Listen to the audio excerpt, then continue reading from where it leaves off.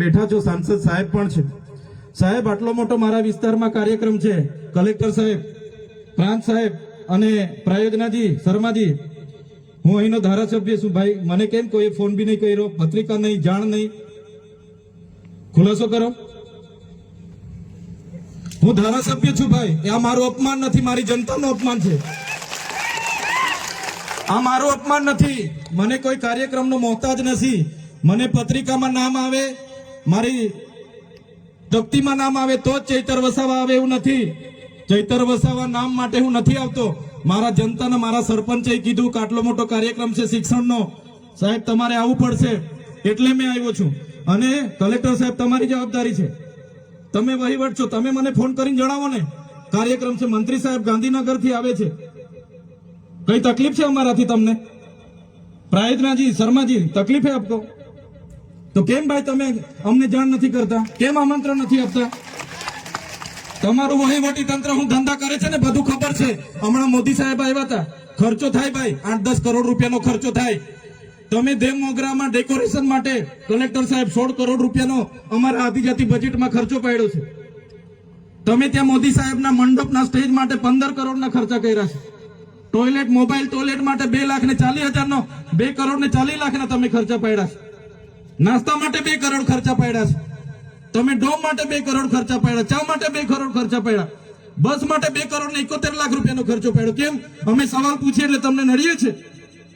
તમારા મનમાં ધુમાડો હોય તો કાઢી નાખજો ભાઈ. બરાબર છે, આ જનતાના ટેક્સના પગારે આપણે બધા છે.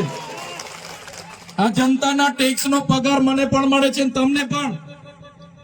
કલેક્ટર થી તલાટી થી લઈને કલેક્ટર સુધીના બધા તમે નોકર છો, અમે બધા સેવક છે. આ લોકોએ જે પણ કે અમે પ્રતિનિધિ છે, અમને અધિકારો આપ્યા છે. તમે અમને કેમ અહીંયા બોલાવ્યા નથી? ના સાહેબ, અમારે વિદ્યાર્થીઓ અમે કેવું પડે છે. અમને કઈ, તમે દર વખતે ચિકદામાં કીધું, દર વખતે આ જ પ્રશ્ન ઉભો કરો છો, દર વખતે આ જ પ્રશ્ન ઉભો કરો છો. ઓ ભાઈ, ધારાસભ્ય છું, લોકોએ મને ચૂંટ્યા છે, મને આમંત્રણ જોઈએ ભાઈ.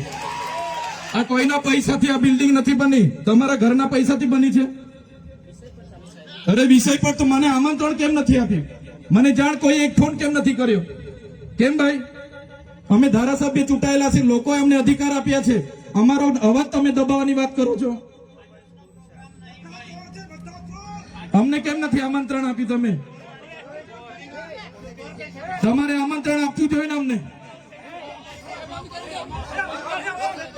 ઓ ભાઈ, બંધ કરી દેવાડો, મારા અધિકાર છે ભાઈ. તમે આવો, બંધ કરી દે એટલે, બંધ કરી દે એટલે આમંત્રણ કેમ નથી? બંધ કરી દે એટલે, બંધ કરી દે એટલે, બંધ કરી દો એટલે આમંત્રણ આપવું જોઈએ ને તમારે.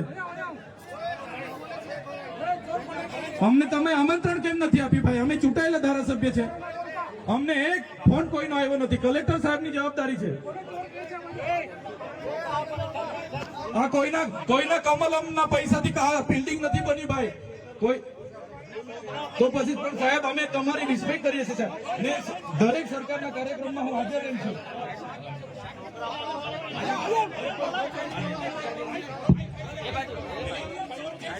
ભારત ભાઈ, ભાઈ ચલો શાંતિથી બેસી જાઓ, બધા બેસી જાઓ.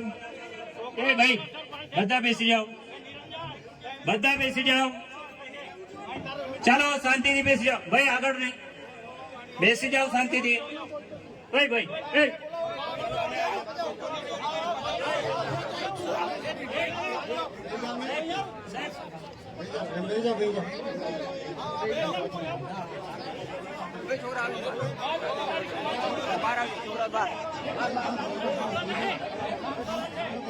ભાઈ ચાલો ભાઈ, પોલીસ ડિપાર્ટમેન્ટ સાહેબ.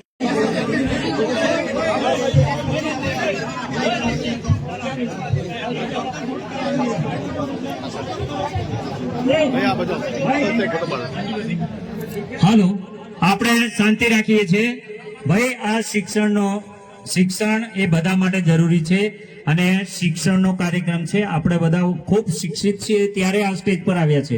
આપણે પણ એ જગ્યાએ હતા કે જે આપણા બાળકો બેઠા છે ત્યાંથી ભણતા એ આખો સમાજ આજે આ સ્ટેજ પર શિક્ષણ થકી આવ્યો છે. બિલકુલ શાંતિ રાખીએ. અને આપણી વચ્ચે આપણા માનનીય સાંસદ સભ્ય શ્રી મનસુખભાઈ વસાવા સાહેબને હું વિનંતી કરું છું.